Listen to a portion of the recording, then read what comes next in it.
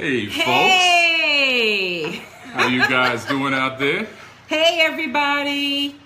How Happy y'all doing? Wednesday. Happy Wednesday. What's going on? Welcome back. Welcome back.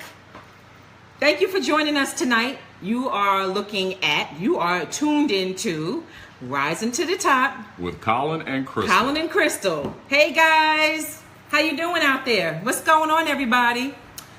Well, it's been a hell of a week so far. It's been a rough week. It's been a rough week so far. Pretty active week. Oh, Lord. You like my glasses? Hello. Cynthia Bailey. Shameless plug. Cynthia Bailey glasses. So, anyway, we were just kind of kicking it this week. The conversation, we were going down memory lane. We do that quite often. Yeah. And we were reflecting as we always do. And we were talking about our very first house. Very first house, which kind of warranted a little sort of prelude that Crystal videotaped in the car. When was it, on Monday? Yeah. It was sort of something of a call out about what I did and so forth regarding that first house. It was a little bit of a challenge, wasn't it, though? Well, listen, we got to tell you the story because it's kind of crazy. But and it's not like other people haven't been through it before, but this is our story. Let me just add, it was a great house. Okay, well, tell a story. You just didn't see the vision. Tell a story. Well, so we were maybe about 33, 34, purchasing our first home. Yep. Call it a home. Child because in it turned tow. out to be Child in tow. Child in tow. Yeah. Sammy was pretty young. Sammy was probably about maybe 3 or 4 years old at that time. Yeah, she was little. So we were house hunting for quite some time and just couldn't find what we were looking for. And this, of course, is going back in New York. And anybody who's been house hunting, you understand. You completely understand how hard it is to Right. find, especially your first home. So if any of my young friends are watching, whoa, listen to some tips. Oh yeah, definitely so, definitely so. Some scary tips, but tips nonetheless. So we hunted for quite some time. So either price was a factor, or size was a factor, or location was a factor. This was in New York. One of the above. In New York. In New York. In New York. And I kind of stumbled across a great deal, which was a foreclosed property. It was actually a bank-owned foreclosed property. It was a split-level ranch that had, I thought, some great potential. And naturally, I tried to convince Crystal that this is something that we need to go take a look at. And she kind of did that. As I mentioned, it was a foreclosed property. I didn't let her know that it was vacant for about, almost 2 years? Which was a good period of time for a home to be vacant.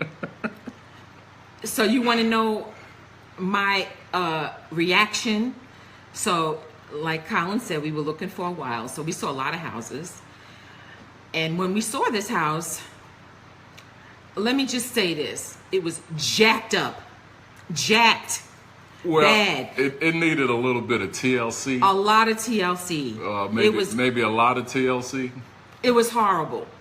But it was a great opportunity. It looked like a fire sale on a lot with a fence around it, with high grass that hadn't been cut in like 20 years. But it was on a great block. It was on a nice street. It was horrible. And as the old adage goes, of course, location, location, location. And second to that is you want to get a little bit of a perhaps tired property on a great street, on a great block. And that's what this property was described kind of as. It was jacked up. Well, I was up. putting more of a positive spin on it. But it was a great property. It took us about almost 10 months to close on this property as well. Okay, so let me go back a step. He's talking about closing. Let me tell you how he had to convince me to purchase this house because I was not having it. And every time he tried to put out points, he was like, oh, look at what the house could be. I'm like, are you kidding me? We went inside the house. Great school. There was wood paneling everywhere. And when I tell you, every wall had wood paneling on it. Okay, back in the days, and these were what? This house was what, built in what, the 60s or something, the 70s? Yeah, probably. So wood paneling. Very good bones. Very sturdy house. Right. And when I tell you, it had so much wood paneling everywhere. It smelled when we went inside to look at it because he wanted to look at it. I wasn't even willing to look at it. From the outside, I was like, no. Well, listen, before you mention all of that, though, remember this. One of the key drivers for us, first home, guys. And, we didn't have a whole bunch for a down payment. Foreclosed property, bank owned, ability to negotiate. I love that. $60,000 below market value. And that was great. You gotta admit. He's a numbers guy, so which is great. I mean, now I understand that. He's a numbers guy, so he saw something I didn't see. But I'm telling you, I did not want to be bothered with this house. The inside of it, can I tell him about the inside? Well, you can if you like, but you just wouldn't follow me. That was the main thing. I was not trying to follow him. Not to that house. We had been married like what? About 2 years, 3 years? About 2 years. About 2 or 3 years. And yeah, so we were happily married. We were staying in an apartment above his parents' home. There was a nice apartment there, and that was cool. And I was excited about buying our first home, but when we went to see this house, oh my God, the inside of the house, like I said, was the paneling, but it had orange and green shag carpet. Oh my God. And the house had raccoons living in it, and it had all kinds of critters living all over the house. It was like the zoo. They opened up the door and stuff started scattering, and I was like, oh, no. Why so graphic? No. Why so graphic? No, because that's what it was. I was like, no. I'm not going inside this house. I'm not living here. No, I don't care if it was the worst house on the best block. I said no. So I was not having it. The whole kitchen was so old, and it looked like it had a fire, and I mean, and it smelled so bad. The stench was awful. So how can a woman in your first house, unless you have some experience, these days most people do, but a lot of times you don't. And if you see that, right away you're going to be like, no, I'm not following you into that house. Not happening. And my daughter wasn't even willing to go in the house, and she was only 4.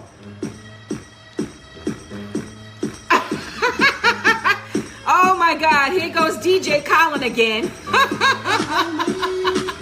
Follow me, follow me, follow me, follow me, follow me. See, that's what you wouldn't do.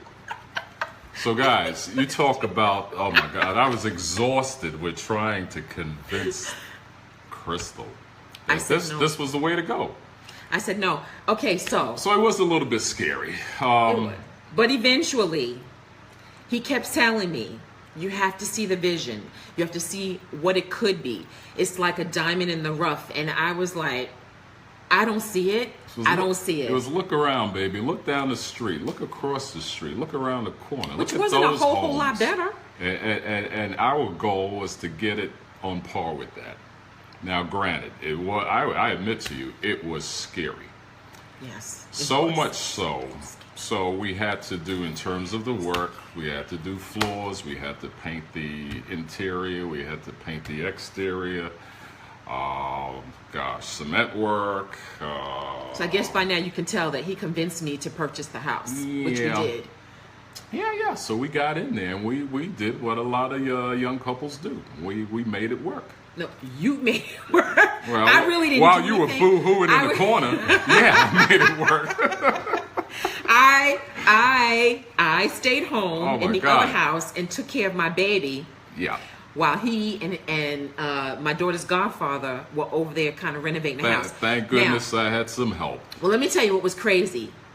A family member, I won't name the name a family member came with us over to the house one day before renovation, prior to, and they don't live here in the U.S., but they came and they were like, "Can you roll up that carpet, the orange and green shag carpet? Can you roll it up and put it into a barrel and send it to me?" The carpet smelled like the zoo, like I told you. And it had all kinds of stuff all over it, like, you know, critter crap. And Hey, it was my pleasure to cut that carpet up and get it out of the house. But you know, so that was a minor thing, very minor thing. Listen, we had a lot of, 4 months of debilitating work to do. yeah, And it took us about 4 months before we were even able to move into that home. just 4 months. These days, it takes a lot longer. Oh yeah, A lot so we longer. were paying mortgage for 2 of those 4 months and not being able to move in. And one of the scariest things that I experienced at that point, so here we were when we first closed, it was June, and then about, we're doing work, and then about 3 weeks into the work, now this is June, 3 weeks into the work, something says, well, let me turn the heat on just to test that out. Turned on the heat, and I had an indoor sprinkler system. So that was something else to be added to the list. But we got through it. We did. You remember when we went over there? We were waiting for the carpet to be delivered From Dalton, Georgia. from Dalton, Georgia, and we're in Georgia now. Right. Dalton, Georgia, all the way to New York, Yeah. in Long Island. So we decided to go to the house. We got a babysitter. We thought it'd be kind of romantic to go spend the night in the house before, everything was in there. And we were waiting for the carpet to be delivered. Was it the next day, or they had delivered it that day? I think they had delivered. They had delivered. So, but there's nothing else in the house except this big roll of carpet, and nothing was finished. And we spent the night at the house, and we played Bob Marley. We drank some wine, and we got tore up. Those were the good old days. We got tore up that night in the house, and we were just hanging out. We were playing Bob Marley and dancing in the living room, as we were excited because it was our first home. So that was kind of cool. That was a good memory So to have. by that time, you kind of had calmed down because we were probably about maybe 60-70% through with most of the work that was needed in order to move in. Yeah, it was kind of cool. I gave in. I submitted like a submissive wife. And You told the party line, which is a good thing to do sometimes. And it was cool, I mean, I know most people, and if anybody has that kind of a story about their first house, Sherry, that first house, then you know what I'm talking about. So it was quite an adventure. I mean, it had fire damage on the beam, some of it. We had to do a full kitchen remodel. Like he was telling you, and I told you this kid, raccoons, sheetrock had to be torn out. Because the raccoons peed all over the ceiling. Had termite damage. Yeah. I mean, it was a hot mess. The wallpaper and paneling, I forgot to tell you that. Flower wallpaper everywhere upstairs. Because it was 2 bedrooms, upstairs, a bathroom. It was a split level, so it had little short It was a nice steps. house. Yeah, it was We nice had when it was done. Great memories in that house. Yeah, I mean, it was just so, it was horrible. For the first experience, I thought it was so much work, and I have to tell you, I will never do it again. I said I will never redo or remodel another home, but I changed my mind. This was prior to HGTV. Right, it was, mind you. this is prior to HGTV, This was like right right? around a little bit before HGTV and all of that kind of stuff. No, this was when, what's his name? Something This House, Build This House. What was it called? Bob Villa. Bob Villa and this old house. This old house. Whatever. This was around that time. I guess we're telling how old we are. Yeah. Again. But it was kind of cool. When I saw his vision and what he did with that house, we had so much fun in that house. If you are on here tonight and you were ever at that house, I want you to if you ever came to that house and you're on here tonight, I want you to put a heart right down in the comments right now if That's you were where in that I house. had my 40th birthday party.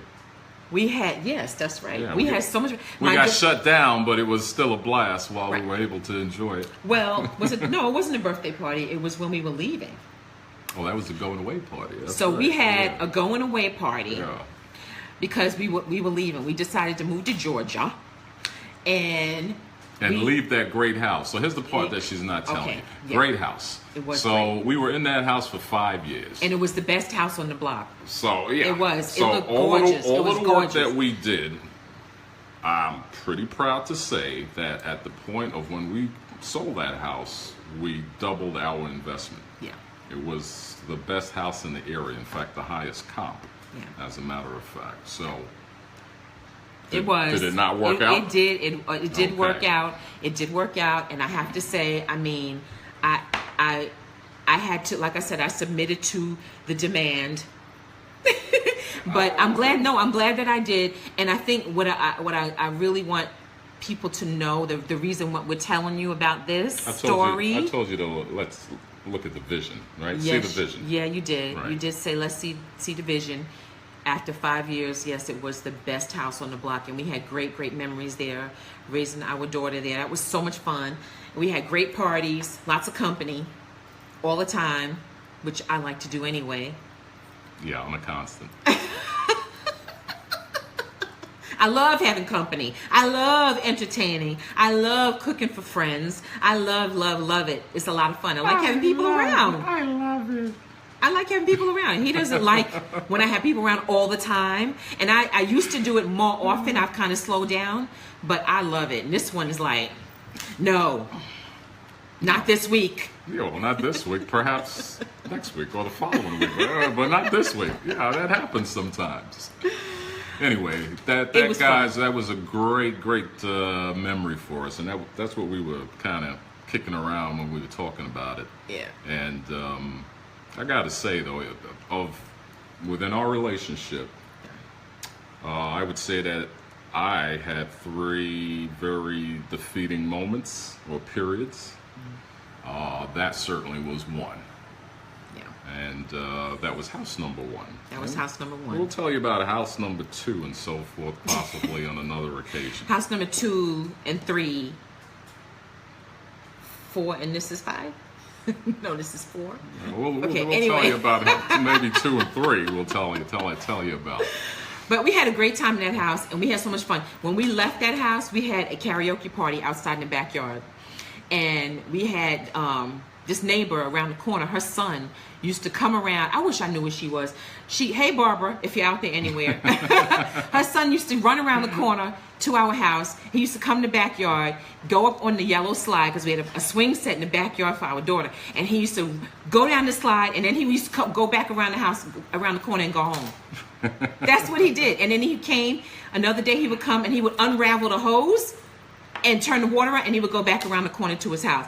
And this way, he was ready to just lock that boy up. It was so funny. Well, he ran across my grass. That was a moment in my life where I kind of, I love my grass, my lawn. Yes, he was Feel very like proud of people his running lawn. across my lawn all the time. Like a lot of men are. Always proud of the outside of their homes. Yes. So. But it was funny. And then my sister came, my younger sister came, and she stayed with us downstairs for a little while. She was scared to babysit, y'all.